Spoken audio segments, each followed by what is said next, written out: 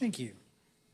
Hello, everyone. Welcome to the May 28th, 2026 regular Board of Directors meeting for the Reston Association. I'm going to dispense with opening remarks because we've had a lot of meetings this month and you've heard me talk a lot. So I'm just going to move right to approval of the regular Board of Directors meeting agenda. Mr. President, I ask unanimous consent to adopt the agenda as printed in our materials. Is there any objection from the board? Seeing none, moving on to item C, member comments.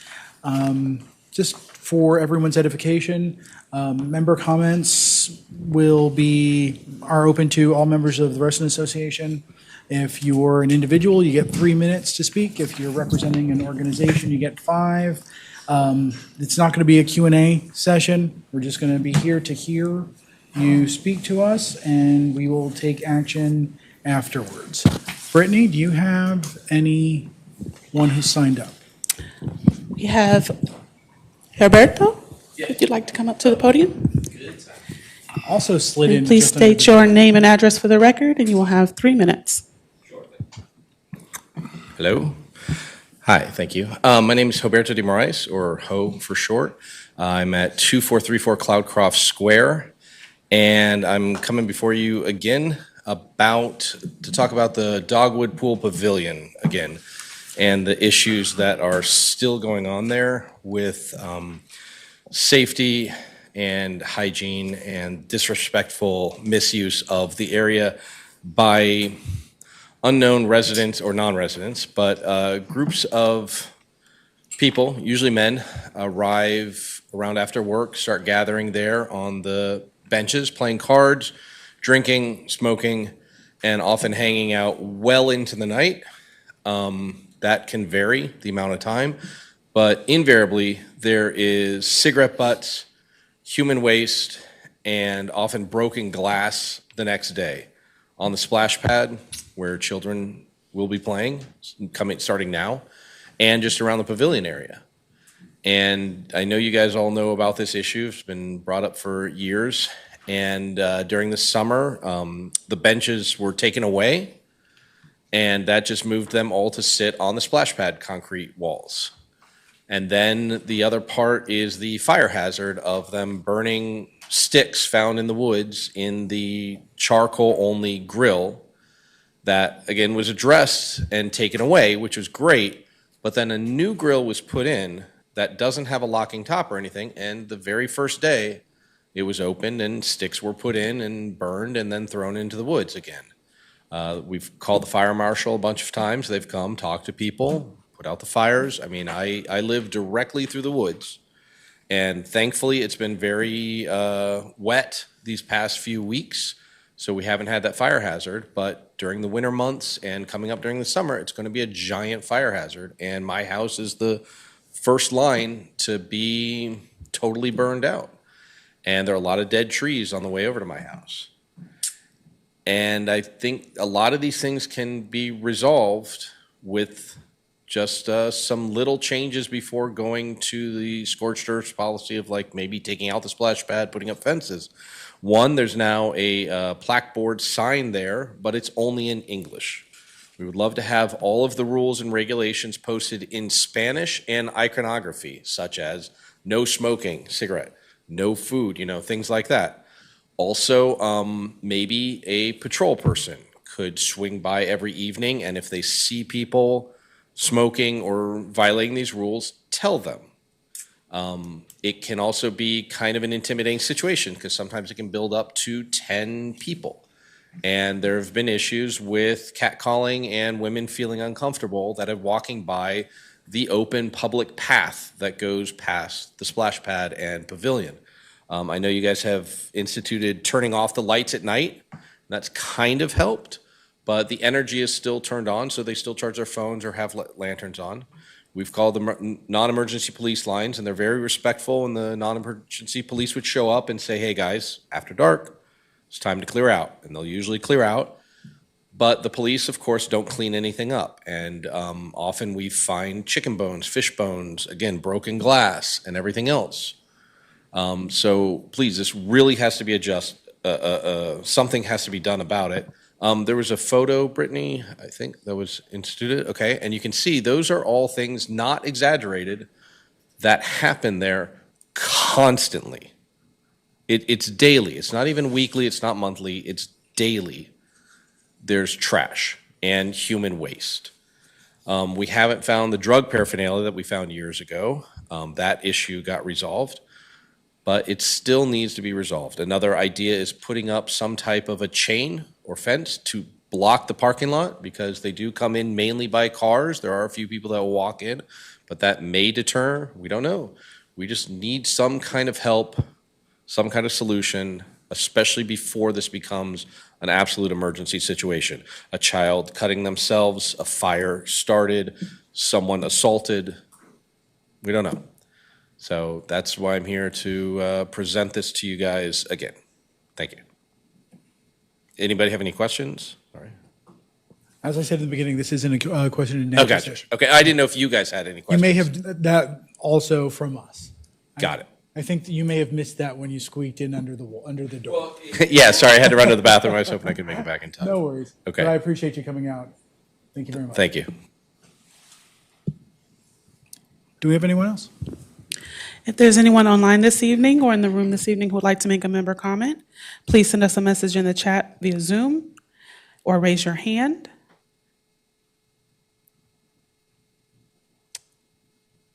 Seeing no one, we will move on to the consent calendar. We have 2 items on the consent calendar. We've got the April 30th regular meeting minutes and legal committee recommendations. Mr. President, I ask unanimous consent to adopt the consent calendar. Objection. There is an objection.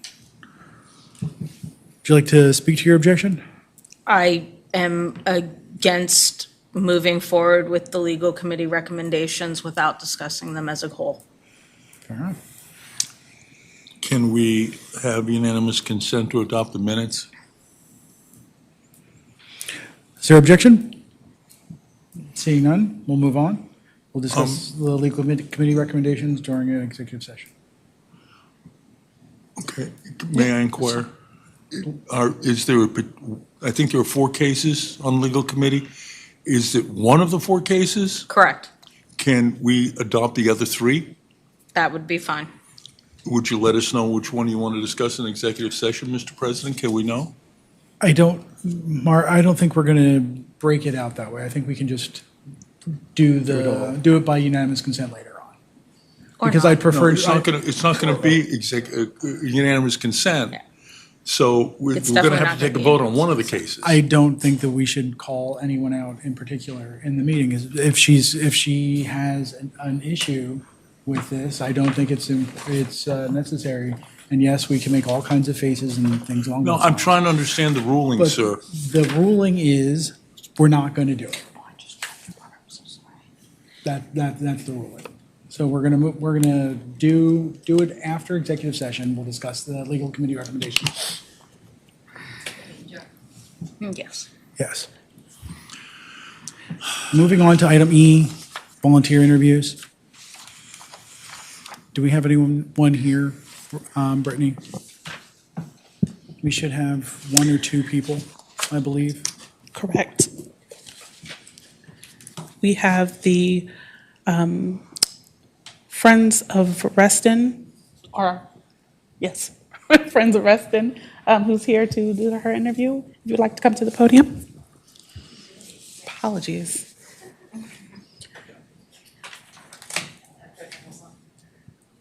Yep, there you go. Hello. Hi. It's okay. Thank you for coming. Thank you for volunteering to be on the board of Friends of Reston. We've met a couple of times. Yes. It's very nice to have met you then. And would you like to introduce yourself to the board? Tell us Sure. a little bit about yourself, and then we'll ask you any questions Yeah. that we may have. So I'm Stephanie Lucier, born and raised in Reston, Virginia. I've lived here for 40 years. So my whole life, even though I'm 25. So growing up in Reston, I've been involved in all the things, was on the swim team, did the camps, was a lifeguard. Oh, my boss left. So Laura Kowalski, I've known her for years. She was my boss back when I was a lifeguard. Yep. Oh, there she is, see? You just got our endorsement. Yeah, it's there. And so I've always been involved, worked and lived here forever, and I just feel in my heart that I'm just ready to get involved on a deeper level. I have experience. I worked for nonprofits right out of college. I then worked for, did event management, managing events up to 8,000 attendees. So they were like citywide conventions. After COVID, lost my job. People weren't gathering anymore, so events weren't happening. I had to completely pivot my career, and now I'm in the government contracting sector. So most recently, I put together a community food drive in the fall of last year. We did at Red's Table over 3 days. We collected over 1,000 pounds of food and donated them to the South Lakes Food Pantry. And I just did that out of the goodness of my heart. I just, kind of seeing how things were, shaking out in the fall. I just wanted to give back to our community when so many people were losing some of their SNAP benefits. So that's just a little bit about me and my background.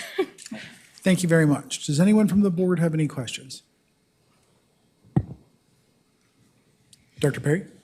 Thank you for volunteering. I guess my one question, I believe I saw you have attended a Friends of Reston meeting at this point. Yes. So having sat on that and talked to the various people, and based on your background, do you have thoughts on ways to raise money for Friends of Reston that supports many of our programs?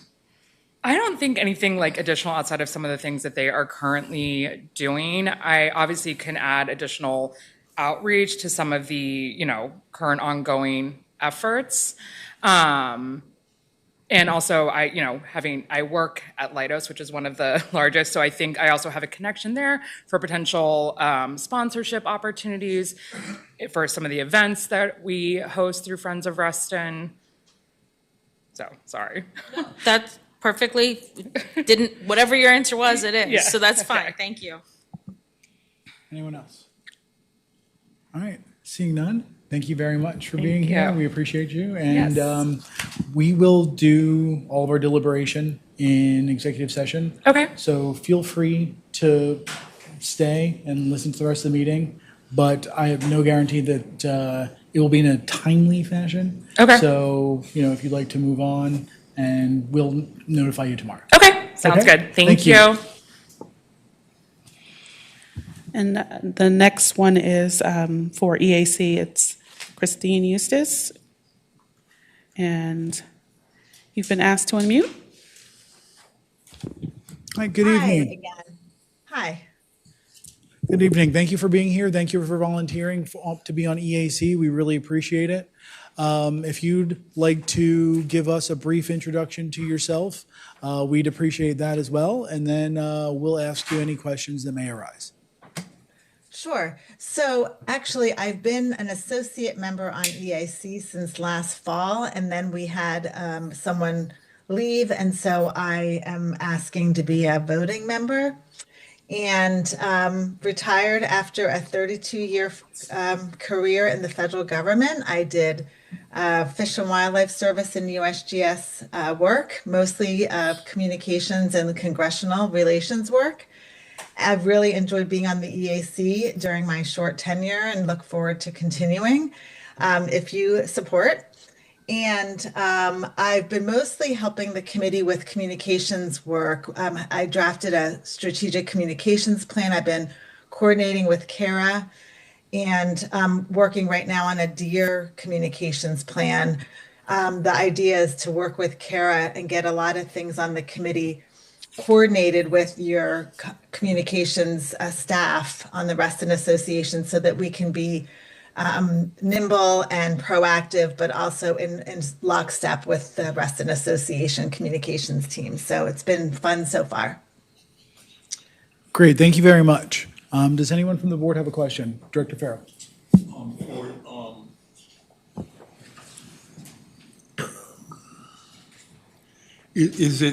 Are we looking here for an appointment for an unexpired 2-year term? Because in the book, it says that it's from May 26 to May 28, and normally it's a 3-year term, so. So she was originally appointed in January as an associate member. Understood. And one of the voting members recently resigned from the committee. And so she is applying for that seat, and she would be completing his term. So she's looking for appointment to the unexpired term of the Correct. person who resigned. That was my question. Thank you. Thank you. Director Perry? Thank you for volunteering. Thank you for sitting on the committee as a non-voting member. In your interest statement, you mentioned that you would like to assist with the more controversial issues. And I would be curious to hear from your point of view what those controversial issues are.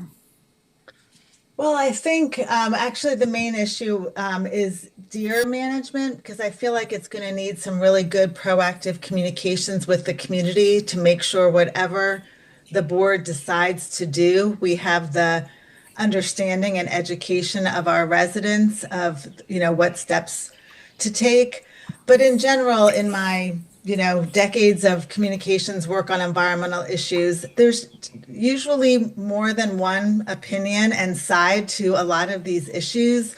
And so just from my years of experience as a an environmental communicator, I'd like to help bring strategies to the committee to help explain, and we're talking about doing maybe a citizen survey on deer and really understand, what our community's thinking and how we can explain our decisions in a clear and concise way that may not even always get buy-in, but definitely doesn't get a lot of detractors and, negativity. So.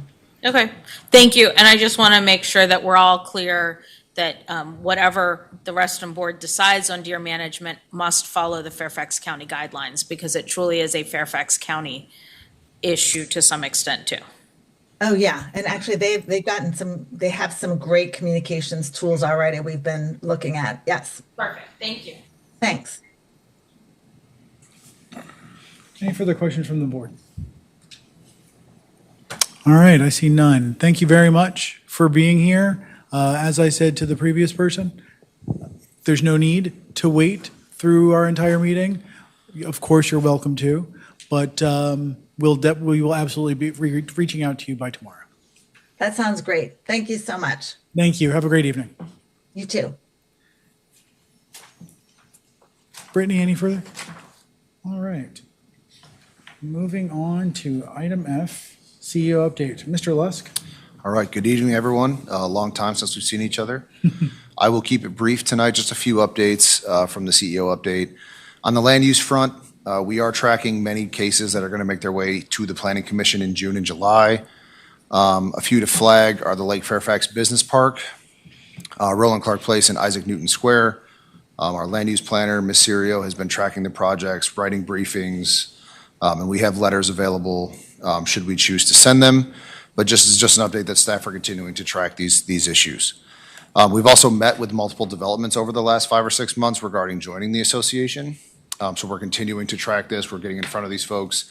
We're getting to know them. They're getting to know us. It's just a long process. It's not a 1 meeting thing. It's a 9, 10, 12 meeting thing. But we are continuing to track them. And we have a whole calendar full of dates and ticklers on when to reach out, what their dates are with the Planning Commission, when it's a great time for us to speak to them. So making progress on that front. Something I'm very excited about that is not a very exciting topic, but I'm very excited about it, is our response to a comment related to pesticide and herbicide application that was made at the last board meeting. So I've been talking a lot to the staff about transparency and member service and communication, and this issue spoke to us as this is a very easy fix. We can communicate more clearly to our membership about how we do this.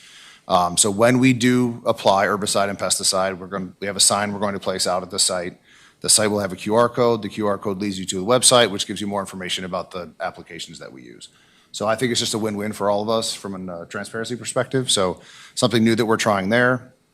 And lastly, we've committed to tracking our non-member recreation pass sales through our Pass to Play program. We are up on total pass sales and total revenue year to date from last year. So all tracking in the right direction. Happy to take any questions. Dr. Perry? On the first one, you mentioned under land use updates that staff has letters available. Are there any specific ones that you feel that the board should consider sending the letter for and timing on that? Yeah, so if we were to track our typical schedule for something like this, we would send letters for Lake Fairfax Business Park, Roland Clark Place, and Isaac Newton Square. We've sent letters. We could also send one for Samuel Morris, but we have commented on Samuel Morris previously.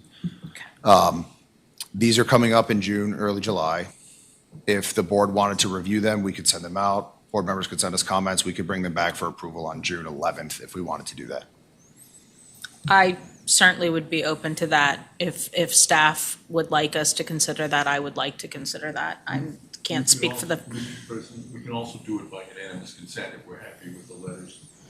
Yeah. And so unless there's an objection, we could ask staff to circulate the letters and seek unanimous consent. And if there isn't, then we'll take up a vote on the 11th. All right. I see no objection. Thank you. Okay. On the, thank you for your work on joining the association. I know that there are some that are looking to move forward, and I think that's a wonderful step. As far as the pesticide and herbicide, I think the plan presented here is great. My question is are we also reviewing our Vendors. decision process in when and why we're using herbicides and pesticides? I know, at least for some of our environmental enthusiastic friends, they would prefer us not to use any at all. I don't necessarily think that that's doable per se, but I just want to make sure that I think this is wonderful, but I also want to get ahead of the folks that say, well, you shouldn't be using any at all. And so I want to make sure, are we truly considering how and when? We do try to be selective. Sometimes using the tools available is super helpful for the association. I will also say, we don't use anything that you can't buy at Home Depot. So we're not out using super special chemicals. These are all things you can buy. Any No of us Agent can buy. Orange. Right, no Agent Orange. We gave it up last year, so. But this is, to me, the point of the website is also education. Okay. It's not just random chemicals that we're spraying. Okay. Excellent, thank you. I think that's wonderful. And then I just wanted to compliment the entire team. It looks like Pass to Play is going very well, and the Love in the Lakes seem to be a great success. So thank you all for that. Director Mullen. Two things, echo Director Perry on the compliments for Pass to Play and the Lakes, Love in the Lakes event. I did have a question on the pesticide application. And actually the gentleman's member comments kind of raised this for me. On public safety communications, should we, or are we including the communication in Spanish as well? And should we think about that? We certainly can. Sure. Yes. So, Director Perry? I just would like to chime in. I believe that past board that I have been on has specifically requested that all new signage be in at least English and Spanish. So I was actually quite shocked to hear that we put up a new sign that was English only. So two different things at the Dogwood Pavilion. Okay. There's a glass case that has rules in Spanish and English. We ordered a big A-frame sign. We're waiting for the Spanish one to arrive. Thank you. So we're there. Director King? Thank you. Really excited to see the updates on joining the association. I just wondered if you could talk a little bit more about any marketing materials we're providing to organizations or to developments we're talking to about joining the association. How are we marketing RA? And then a little more about, if you could give any context that would be helpful for the board on how those conversations have gone in terms of interest or feedback on what the association has to offer and how we can improve our offerings. Sure. So we have, over the last few years, worked on a packet of information that we provide to new developments on who RA is, what we offer from a recreation standpoint, from a program standpoint.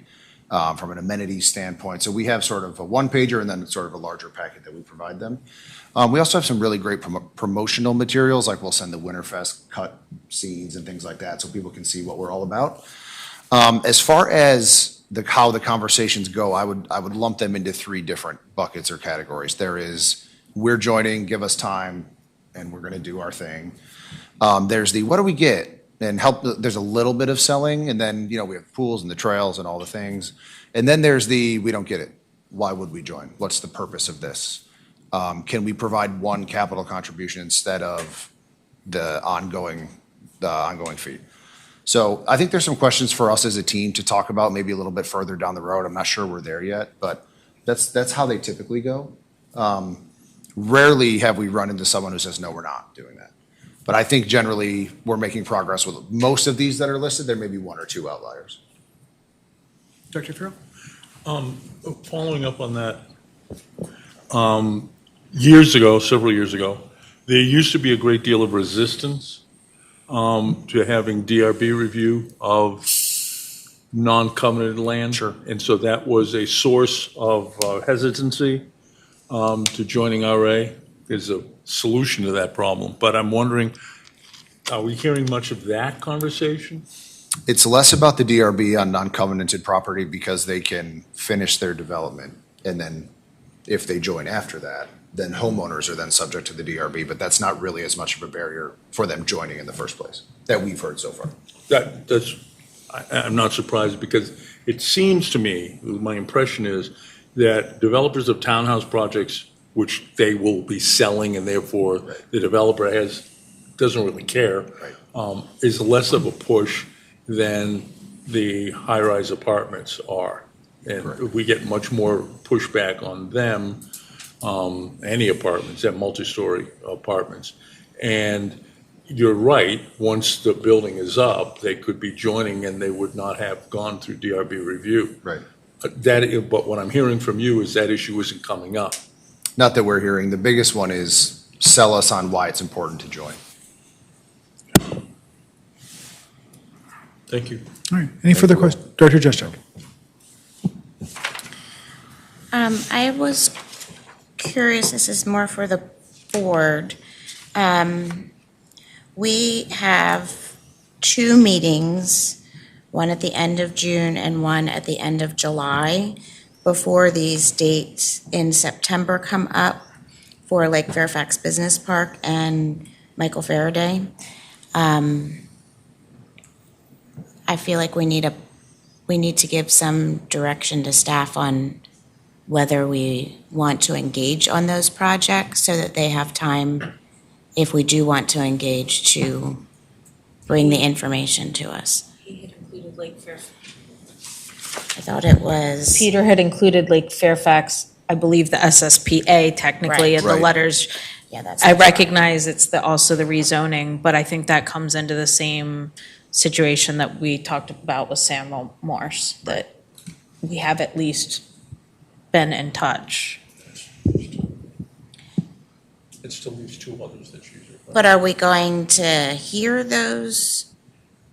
Are we going to hear from those developers? I feel like we need to give some direction to staff. Does the board want to hear from these developers? Or do we not? Other members of the board? Anyone would like to can weigh in? Mr. President, it's not so much hear from the developers, although in fairness we should. It's more hear from the community and have the community have an opportunity to share with us any concerns they had with regard to those projects. That's been the object of the process, is to give the members of our members an opportunity to share their concerns with the board and make sure those concerns are incorporated. So I think that's but if you're going to do that with the members, in fairness, you give the applicant an opportunity to speak to us. I think we can tell the applicant they've got 5 minutes, 10 minutes, or whatever to keep that short. But I do think if we're going to solicit comments from the membership, then we, in fairness, need to give the applicant a short period of time to make their presentation. And I think we can do that in July and August for the applications that are coming forward in September. So I think we should be hearing from our membership, or give our membership an opportunity to be heard, and in fairness, give the applicant an opportunity to be heard. That's how it's done in the other 8 magisterial districts. Pete, we could structure the meetings in July and August to leave space for those conversations, for community members, and 5 to 10 minutes for a developer. I think I heard an idea once that if we were going to bring developers to the board meetings, that we could do it like we do the budget hearing, and we could do it at 6 o'clock. Notice it at 6 o'clock, the developer could come at 6 o'clock, and then they have until 6:30. Membership could be aware of it, and then the board meeting starts at 6:30. I don't know when that was, someone has had that discussion before. I think that's a perfectly fine idea. Can we do that without objection? No objections, just a comment. I think it would be very efficient if we announce this way beforehand, so members are aware. Oh, sure. I Because we agree. want to get as many members as possible, number Right. one. Number two, we have to maybe provide a summary of what the presentation is going to be like, so that members will come prepared as opposed to just being surprised and asking questions, and, we could go drag on and on and on. Sure. Mr. Champ?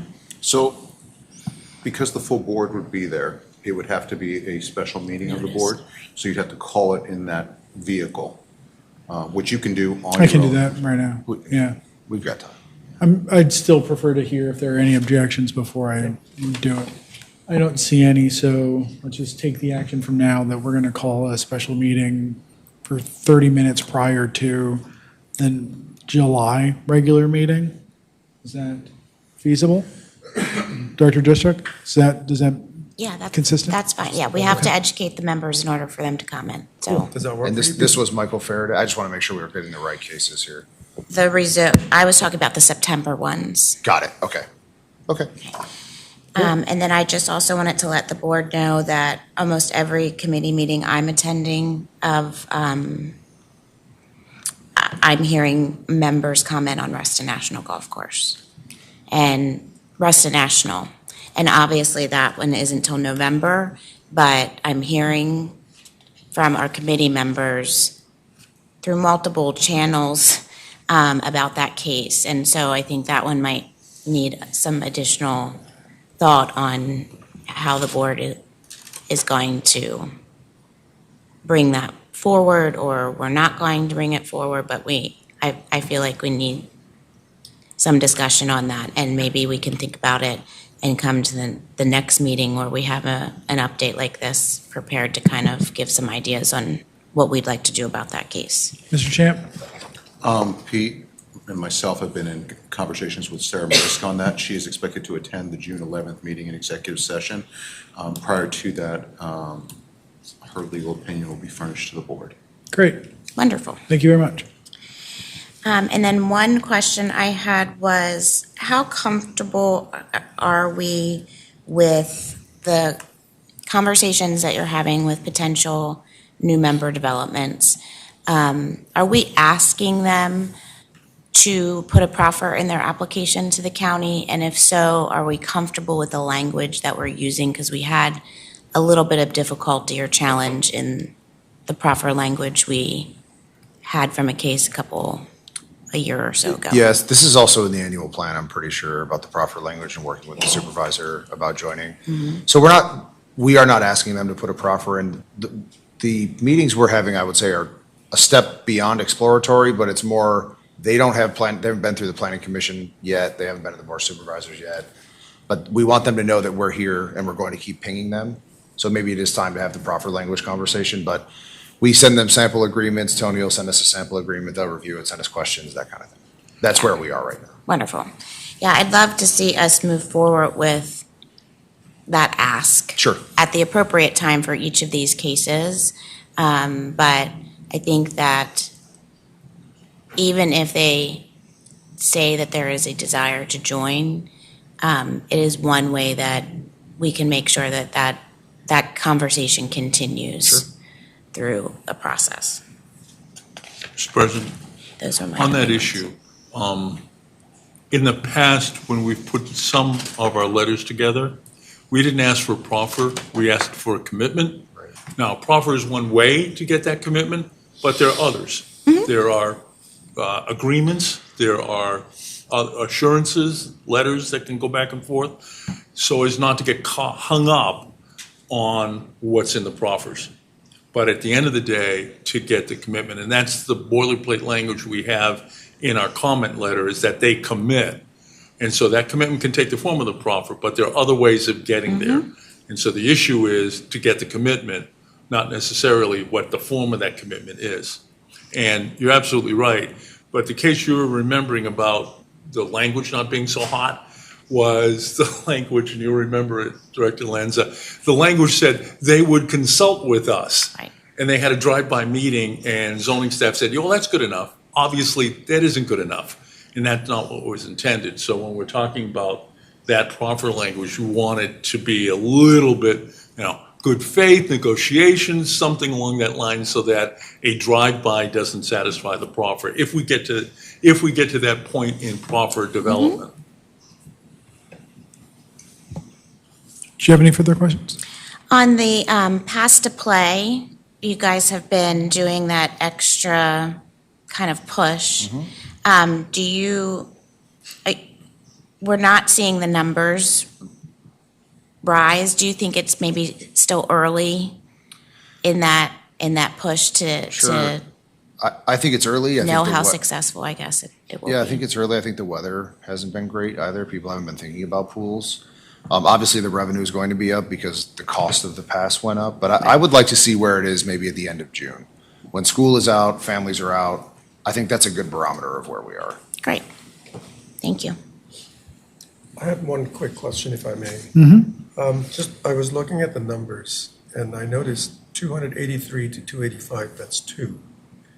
The delta in revenue is about $7,300. There's different passes, and it could also be a small data issue, Okay. but we'll clean it up. I'll look at it again. Just I'll clean it curious, up. no Sure. big, no big deal, it's like thinking that maybe $3,500 per pass is a bit high. Depends on who you ask. Yes. Yeah, I was gonna say, the cost of pass is also went up. It is, yeah. We'll double check No, it and send it around. that- That's not a I problem. was more curious than anything. Sure. Yeah, thank you. Dr. Mullenix? Yeah, second bite of the apple here, but I just kind of want to maybe amplify what Director Juszczyk was commenting on Reston National. I think we need to continue talking about it. It needs to be at our forefront in thinking. I do want to, I guess, get advice and from council on when and how to have those conversations correctly, so that we don't have conversations that we shouldn't have in a public forum, and for him to give us advice as a reminder, since we've recently had similar conversations on Reston National with the last evolution.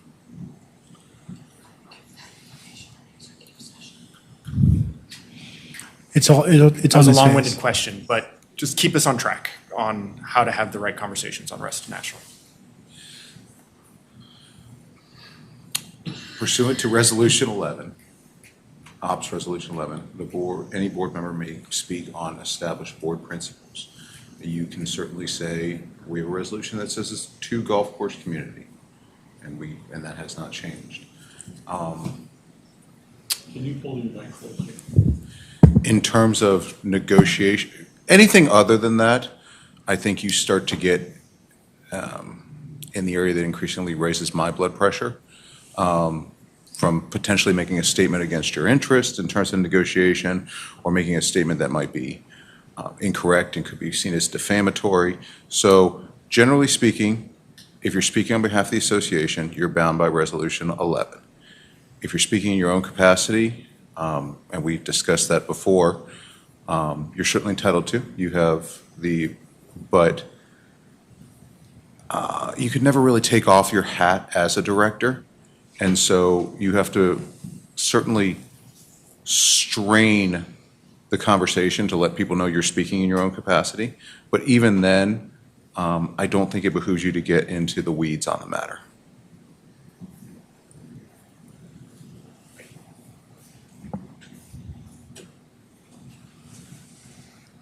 All right, I see no further commentary on this. Thank you very much, Thank you, Mr. everyone. Lusk. And Mr. Vroom, it is your turn. We haven't heard from you about finances in a whole 23 hours. So please, sir. All right, thank you. And before I get into the year-to-date actuals, I just wanted to give a couple other quick updates. We're going through our accounting audit right now. That's still going well, tracking well. We'll be briefing the Finance Committee in mid-June and you all in late June on that. And the insurance renewals also, working towards getting with the Finance Committee mid-June and you all late June on that, on track for the insurance renewals. And another reminder that the budget suggestions are due 1 June, so please get those in by Monday if at all possible. And just to give you a kind of what the next steps are on that, if you recall in the 11 June board meeting, that's when we're supposed to decide which we want to move forward to pricing and to the Finance Committee for review. But to get us to that stage, we'll do a similar process to last year, which worked pretty well, especially compared to 2 years ago, for those that recall that. But my plan is that I'll get a list out to the board members on Wednesday, the 3rd of June, next Wednesday. I'll send a list which will have our comments and recommendations and ask for your votes on it. And those won't be formal board motion votes. It's just kind of your initial vote of whether you want to move these forward or not. And then I'll collect those votes by Tuesday, the 9th of June. And then I'll get back out the list to you on Wednesday, the 10th of June, to prep for the meeting on the 11th of June, which is really when we'll decide which we want to move forward. And in the packet that comes out next Friday, the board meeting packet, it'll have the list without the votes. And similar to last year, what we'll do is we'll update the packet with the votes in there once we revise that and get that out to you on the 10th of June. So hopefully that made sense. But when I send out the list, I'll put all that in there as well. But just to realize that that'll be coming up here soon. Any questions on that before I move on? Yes. Director Santa. Is there a possibility that staff can use Copilot and identify the repeated submissions from previous years and how we ended up voting to help just remind us where we were? And it would also signal to me and maybe others which are the issues that continue to keep rising and we're neglecting for whatever reason, whether it be cost or just lack of interest or doesn't fit with the mission. But it'd be good to have some identifiers if you can use Copilot in some way to make us more savvy with the data. Looking at the ones from last year. Yeah. Okay. Excuse me. Director Perry? And I this kind of aligns in just, we've talked about buckets and grouping, and we're going to make sure that similar items, we certainly want to see all of them, but are together so that we're not having to go, wait, I think I saw that 3 pages ago. Okay. Excuse me. Further questions or comments from Mr. Vroom? Oh, I'm sorry. Well, and I was still going to go through the year-to-date actuals real quickly. And, there was the video that was provided in the slide, so I wasn't going to talk to them in any detail. But just as a reminder for those who might not have seen it, we're 47K above budget for revenue year-to-date through the end of April. We're 317K below budget for expenses, so that's good. We haven't done a forecast yet for the year, so, I don't want to speculate how we'll end up. But my best guess is we'll end up close to budget, similar to the last couple of years.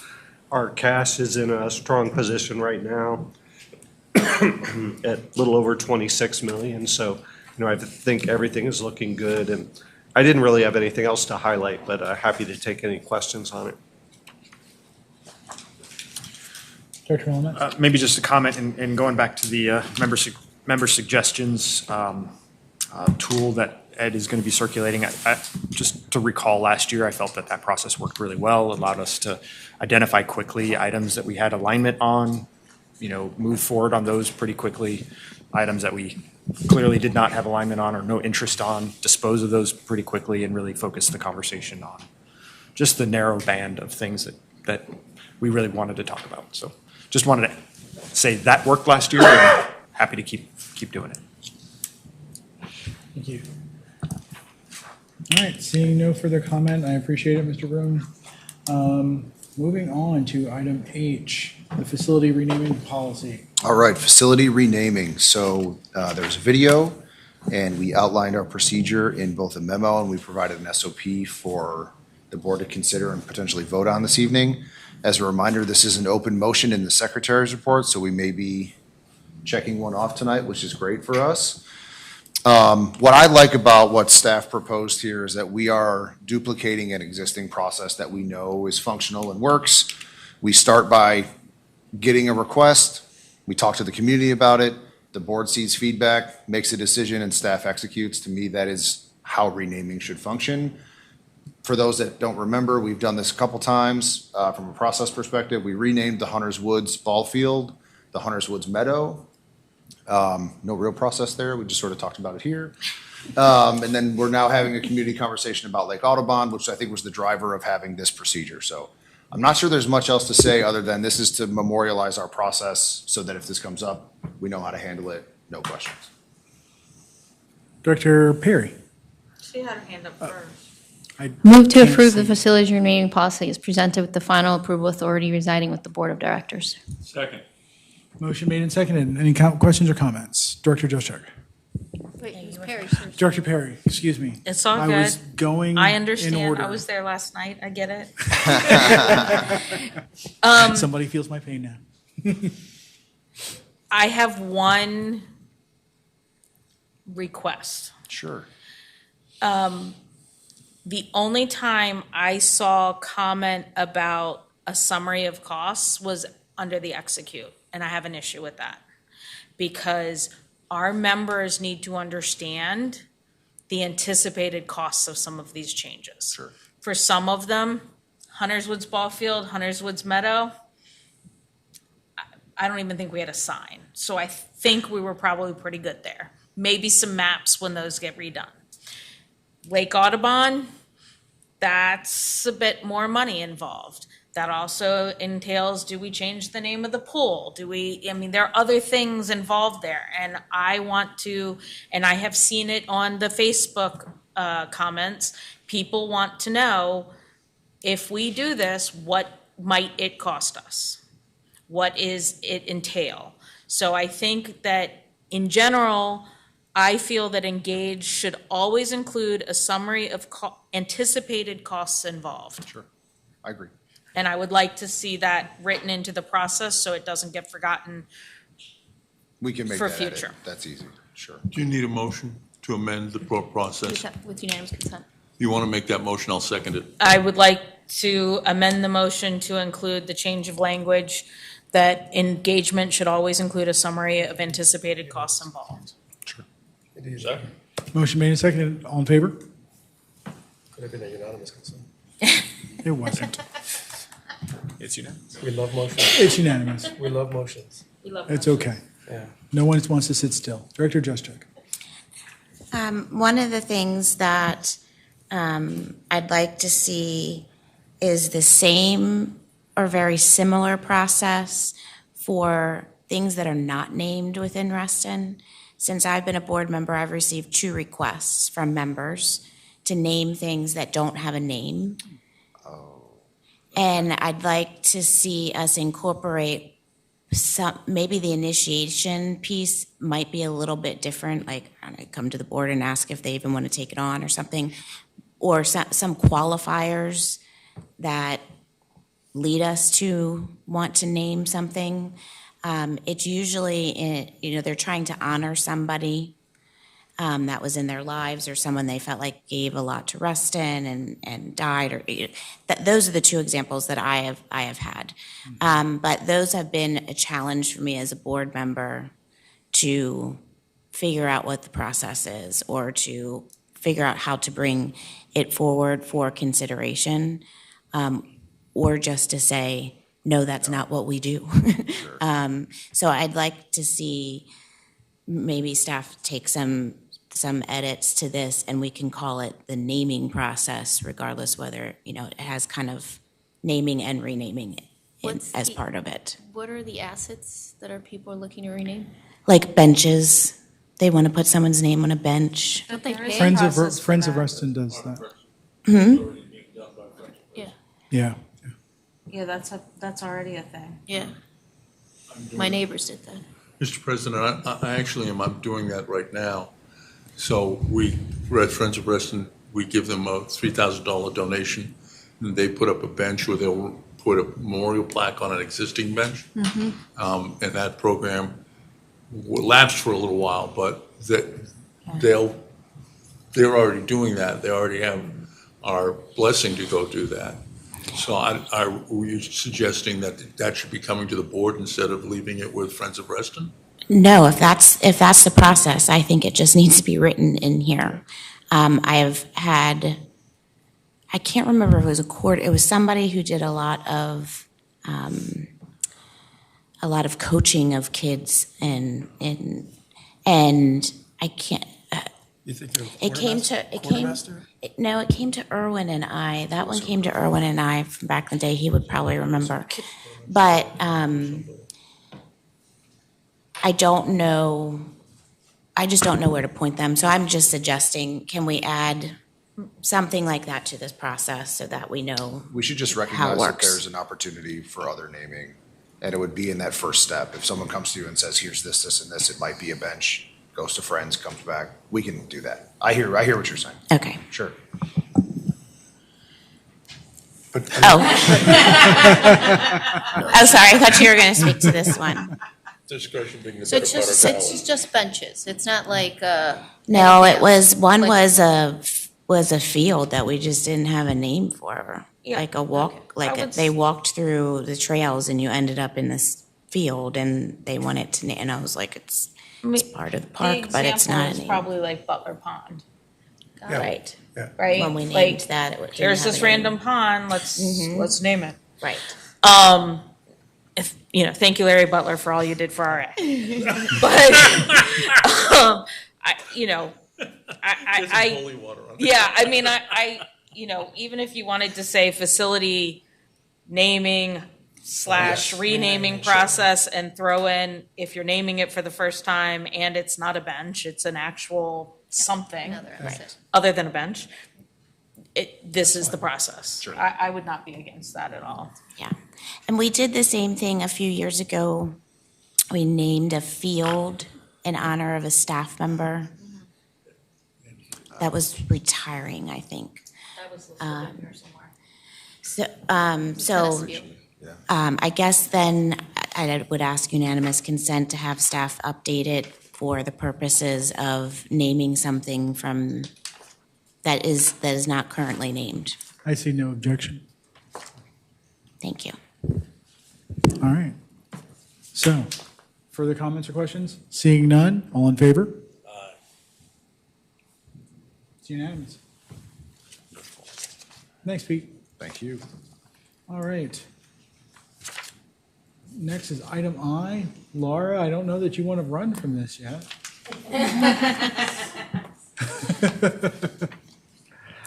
We've got the Facilities Master Plan Mission Statement conversation. Right, so this is both in an open motion in the Secretary's report and in the annual plan. So we're making progress here this evening, which is great. Staff provided a mission statement and what do we call it? A mission statement and a purpose statement, thank you. Related to the Facilities Master Plan. We discussed the Facilities Master Plan quite a bit last night, so I'm not going to regurgitate all of that, but this is about where we're going. This is about the future. This is about what we want to do. And then this morning, Director Santa, I believe, circulated to all of the board some edits to those statements. So I don't think there's anything more you need to hear from us tonight unless you have questions about the plan itself, but I think we're talking about the text of the statements now. Director Perry? I thought all were well-written. I guess my question is do we need two very long statements versus one long, one shorter? They provided 2 statements. I just edited. The edits that I provided were really inspired by what Lisa said last night, Yeah. which is, what are we trying to achieve with the property over time? And for me, that includes, let's not ever overlook demographics, desired lifestyles. So I wanted to, and property value. All those things came up yesterday. So I just wanted to memorize it. If somebody wants to shorten it, by all means, we can do the work right now, or we can just pass it as is. Can we have unanimous consent to adopt the language drafted by Director Santa? I see no objection. Passed. All right. And can we make sure I that think it's we need put in the minutes so that members have it? And then do we need to move We need a to? motion. No, No, just it's No, he did just it. did it. Unanimous. He just did Unanimous. unanimous consent. So we what just- about- we Oh, did- it was all included? Yes. Got it. Thank you. Yeah. All right. Mr. President, I move that the Resident Association Board of Directors convene an executive session to consult with legal counsel and to discuss contractual and personal matters. Second. Motion made and seconded. All in favor? Good. Looks like it's unanimous, but I would like us to exercise that. Go ahead. No, Okay. In 10 minutes after we've taken I said I'd like us to exercise that in 10 minutes after we've taken a break. Thank you. Sold. So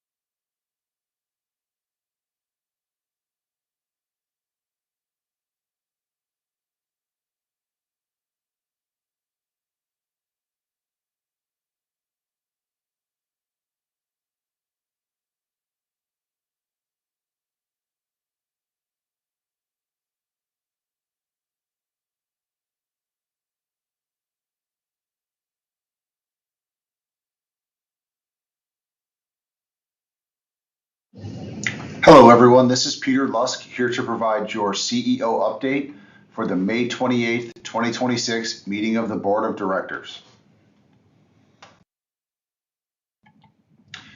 We'll start this update with some land use updates. Staff are tracking many applications that will soon make their way to the Planning Commission. These projects are indicated here in the table on this slide.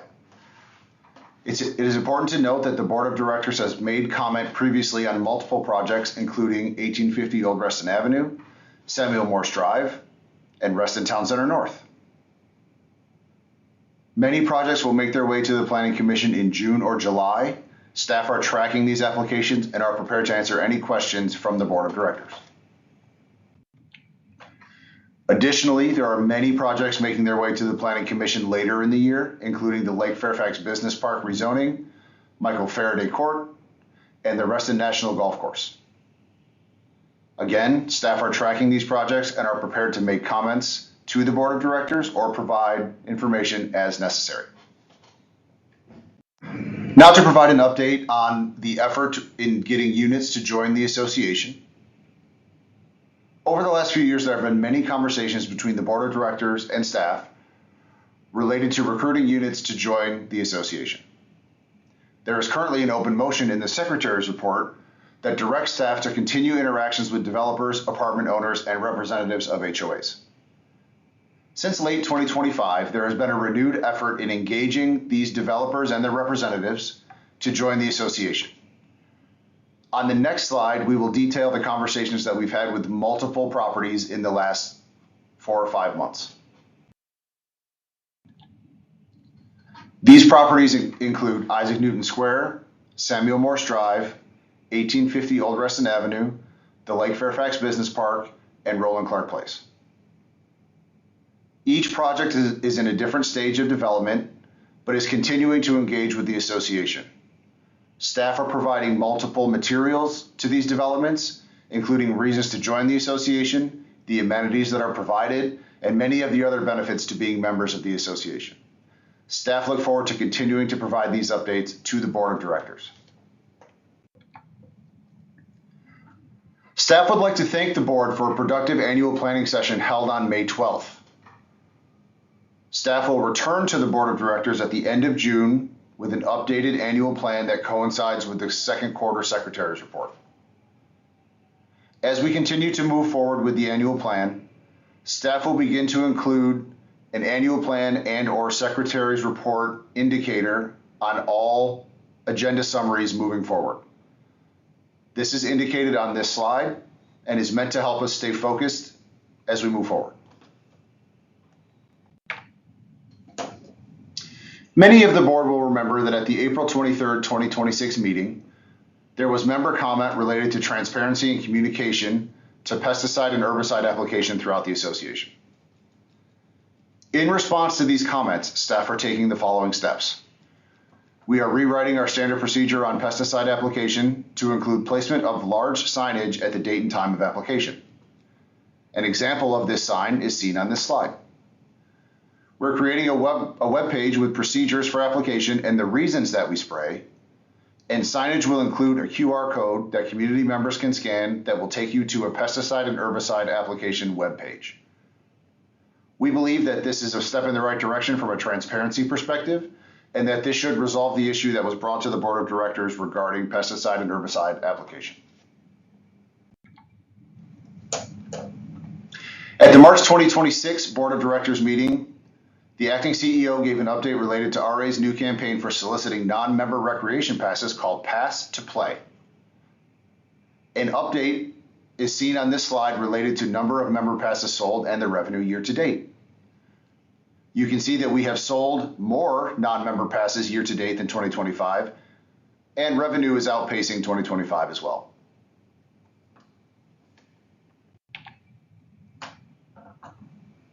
Last weekend, Saturday, May 16th, staff held the inaugural Lovin' the Lakes event. This was a direct outcome of the Lake Equity Working Group, and over 100 members turned out to participate in lake-related activities on Lake Audubon. These activities included paddleboarding, kayaking, and even interpretation from the Walker Nature Center. Staff are excited to begin operationalizing the ideas from the Lake Equity Working Group and will provide the first quarterly update on the implementation plan in June 2026. Thank you for listening. If you have any questions, you can contact the acting CEO, Peter Lusk, at plusk@reston.org. Hi, this is Ed Vroom, RA CFO, with the financial update for the RA Board of Directors meeting on May 28, 2026. This update covers actuals through April 2026 compared to the budget and compared to last year. As shown on the dashboard, for the period ending April 30th, year-to-date revenue is $47K above budget, with an unbudgeted land use proffer offsetting camps, which are currently below budget, but we expect to catch up. Operating expenses are $317K below budget year-to-date, driven by staffing vacancies and some costs pushing right. It's still early in the year, and we have not yet done our initial forecast for year-end, but we expect expenses to catch up. The association's cash position remains strong. Some more detail on revenue. Nothing really of note yet other than camps is showing currently below budget, but it's above last year, and we expect it to catch up to the budget. And in January, we received a proffer for a small piece of RA land that VDOT took over. This could change up or down pending further legal action, but is unlikely we'll see any change on it any sooner than 2027. Collectively, department operating expenses are $317K below budget year-to-date, with staffing vacancies in natural areas and capital driving some of the variance. For natural areas, part of it is the open director position, with open arborist positions also driving that. Eventually, we may have some offsetting additional professional and tech support costs if we outsource some of the arborist work, that would normally be done by RA staff. Functionally, people costs are $171K below budget year to date, driven by vacancies. Other expenses are down $146K year to date, but we anticipate this will catch up. Moving to capital, as of the end of April, RA had a total of restricted cash and investments for capital of a little under $8.8 million, with $8.5 million in RRF funds and $271K in CARF funds. To date in 2026, $1.2 million has been spent for capital, with an estimated additional $4 million in budgeted projects to be completed in 2026 and beyond.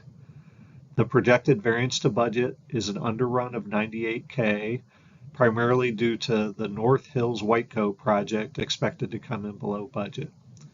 The capital reserve is now a little over $4.8 million, up $0.2 million from last month due to investment earnings.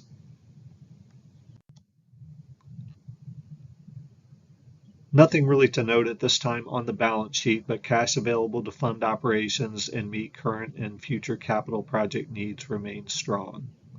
Thank you, and that is the conclusion of the finance update. Hello. The following slides outline the draft facility renaming policy for Reston Association. This policy is intended to create a structured, transparent, and consistent approach to facility renaming.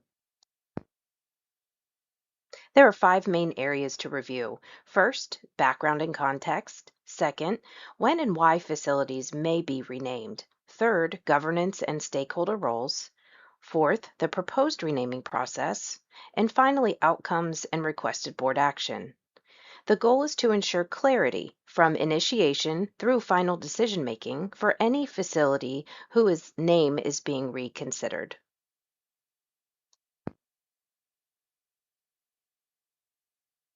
In recent years, several Reston Association facilities have either been renamed or considered for renaming. Examples include Hunter's Woods Meadow, Shadowwood Pool, and Lake Audubon.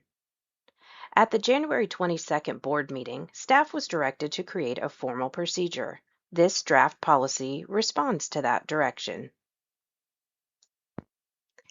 Facilities may be renamed for a number of reasons, including redevelopment or major capital investment, requests from the community, board, or staff, social or political considerations, commemorative or recognition purposes, or alignment with broader projects. This policy applies across a wide range of assets, including open spaces, pools, fields, playgrounds, and community buildings. We have seen examples of commemorative renaming honoring longtime contributors, as well as instances where the community input supported retaining existing names. Staff is recommending using the same framework as our capital projects engagement process. This ensures consistency and builds on a model that already works well. The 4 phases are initiate, engage, evaluate, and execute. An overview is on the next slide. Renaming proposals can originate from the board, CEO, committees, or community members. The board first determines whether the proposal should move forward to engagement. If it proceeds, a community engagement plan is developed. Committees may be involved, feedback is gathered and shared with the board. Following the review, the board decides whether to proceed. If approved, staff implements the change. If not, staff follows up with the proposing party. This slide provides an overview of the renaming process. Step 1, initiation. A request is submitted with a proposed name and rationale. Step 2, staff review. Staff evaluate the request and determines the appropriate level of engagement. Step 3, community engagement. This may include communication, consultation, or a direct involvement such as with surveys or meetings. Step 4, a committee review. In this example, the Parks and Recreation Advisory Committee reviews and provides a recommendation. Step 5, board approval. The board may approve, modify, or defer the proposal. Step 6, implementation. If approved, staff updates communications, signage, and records.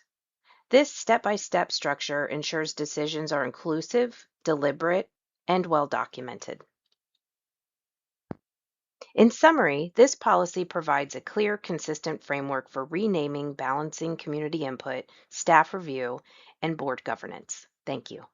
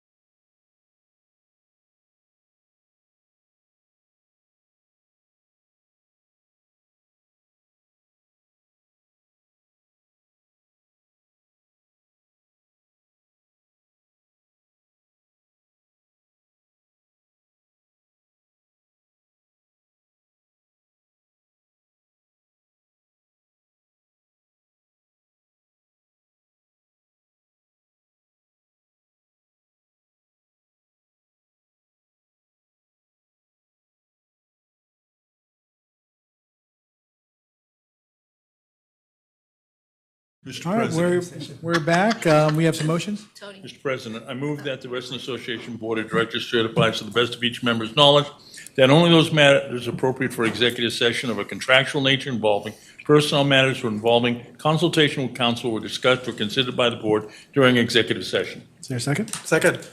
Motion made and seconded. All in favor? Right. Unanimous. Mr. President, I move to approve the legal committee recommendations of the legal committee's May 6, 2026 meeting as presented. Second. Motion made and seconded. All in favor? 7. Against? 7-1.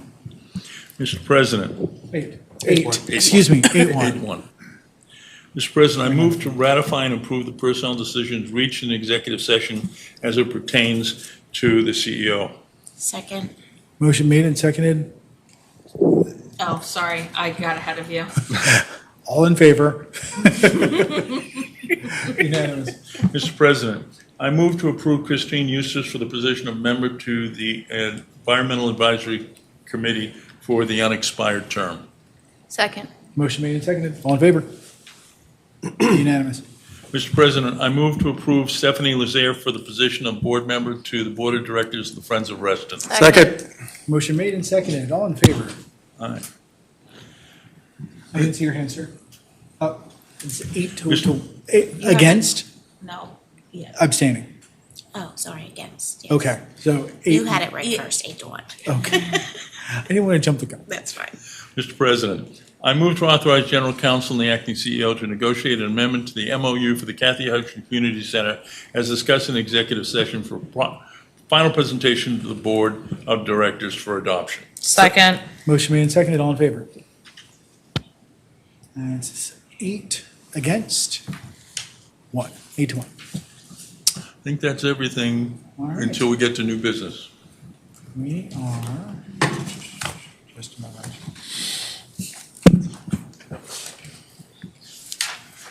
I apologize for the delay. Rebooting my laptop got things wrong. It's just new business right here. Oh, thank you. I thought we separated it out. I thought we had to. Yeah, moving forward, Pete and Brittany, we'd like the agenda and the new business to be 2 separate line items on the agendas. It is on. It is on the June one, but it's just not on this one. Fantastic. Okay, so this was like the last. You ready? Of them. Mr. President, I move to approve the draft agenda topics as presented for the regular board meeting of June 11th, 2026 with the following addition. After item F, add a new item G, board budget suggestions. Okay. I would like to also consider adding an executive session at that meeting. There is one there. It's on G. Okay. It's G. Sorry, I must have missed it. Item G. Got it. Okay. So, Jennifer. Director Josic. I would like to add to the consent calendar an item number 4 for a request that recently came in entitled Lake Thoreau Amplified Music. Ask for unanimous consent to add that to the agenda. Is there any opposition? I see none. Okay. All right. I Cool. think we're ready for a vote. All right. All in favor? Looks like it's unanimous. Well done. I'm done. You like skipped over Nope. new business? No, I did not. We're not. I said it looks like we're done with that. We still had new business. Give me a chance. Okay. New business. You said you had one item. Yeah, I do. Interestingly enough, I think it would have been better before the agenda was set, but that's the whole thing. I would like to see in the CEO update, to some extent, like a regular just briefing on how things are going at Dogwood, whatever that looks like.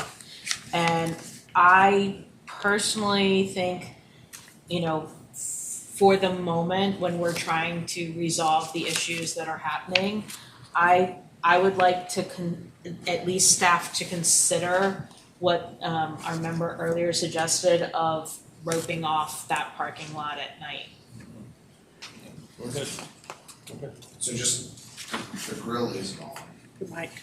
Mentioned that there is no grill there. So the fire issue is not something we should be, I know you're talking about the rope, but since we're talking about it. Oh, He brought sorry. up that there's a grill, there is no grill. We could try the roping off. We can try anything. I'm open to try anything at this point. We're doing the best we can to keep up with the trash. I was planning to provide an update. We have a leadership report coming out next week, so I was gonna put it in there.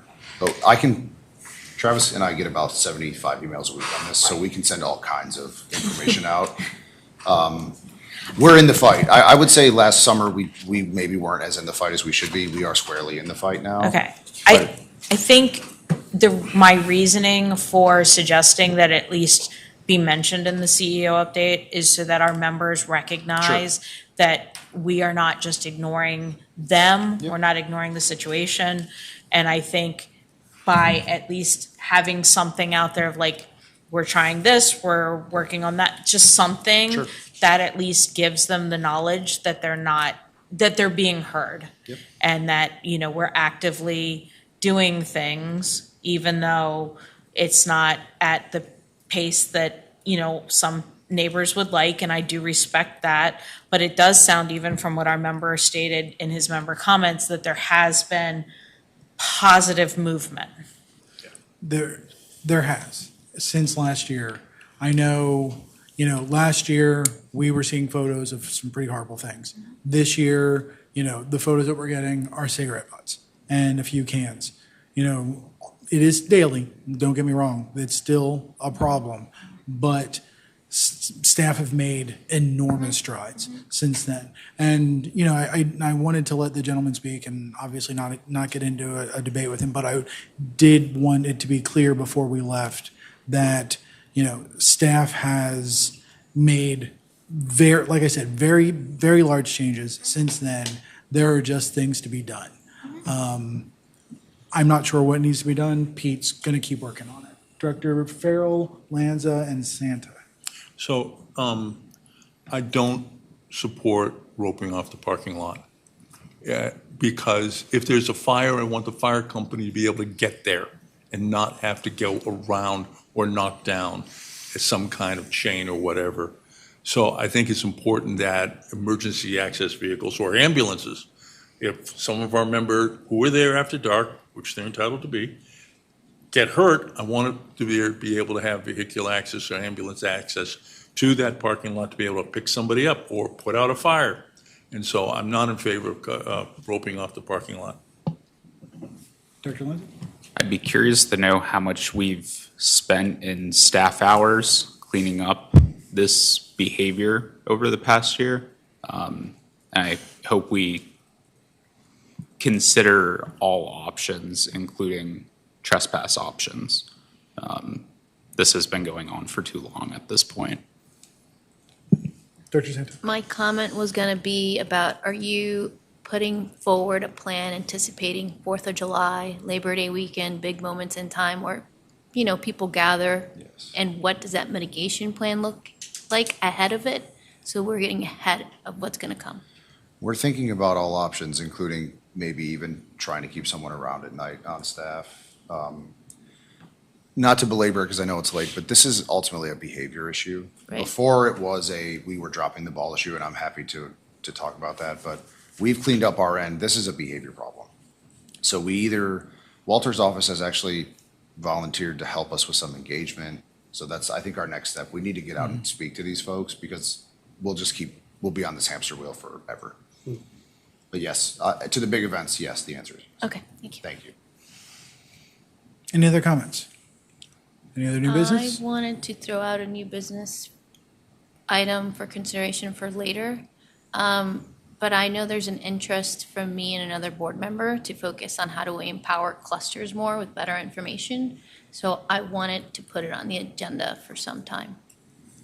Awesome. I'm sorry, couldn't you for what? I'm going to turn it over.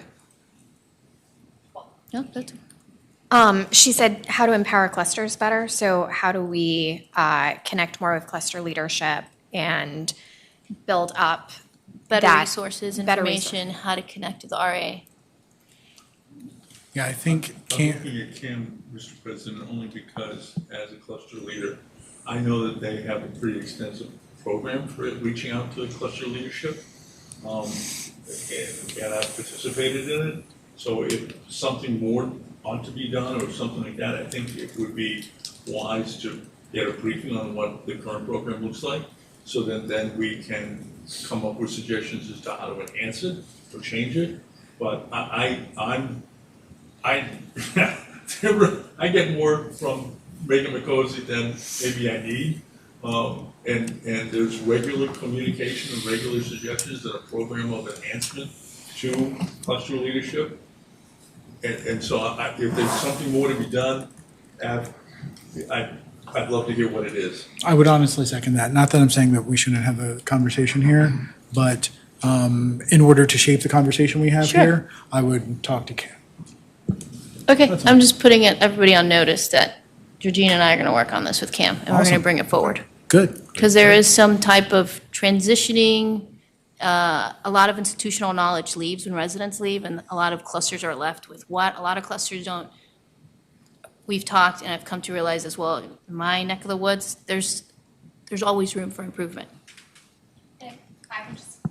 To that, I had the experience of coming on as a new officer recently, and while I certainly agree that there are a lot of resources if you are plugged into RA, I think as you are coming in as a new officer that maybe has not been in as much connection with RA, navigating that process of how do you get up to speed, how do you rebuild a cluster that has not had active leadership for a while, and then also that connection between cluster leadership of sharing resources. That piece is missing, I think, in a lot of ways, and I know we've had many discussions about how do we build that, and that is a budget question, but I think having those conversations about what resources can we provide to rebuild clusters that haven't been as active, I think is an important conversation to have. Sure. Yeah. I know there are a couple of clusters over, again, I'm talking about the Dogwood area, in the Dogwood area that Cam has actually helped reestablish in the past year or two. So again, like I said, I know I'm hoping we have this conversation here, and I'm just, Cam, I'm shouting you out that he's going to want to participate because he's done a bunch of stuff. All right, y'all. Director Jessica? I just want to say, we talked about this during the annual plan, and so I think it's already on I the. wasn't there for the Okay, meeting, so okay. if it was. Yeah, so it's already on the plan, and he probably has a slot he's going to slide it into. But I don't have any objection to you guys working behind the scenes to help prepare us. Okay, cool. But I do think it's not outside of what we've already decided we're going to cover this year, which is a good thing. Great. Cool. I am not cutting anyone off, right? All right. Thank you. Have a good night.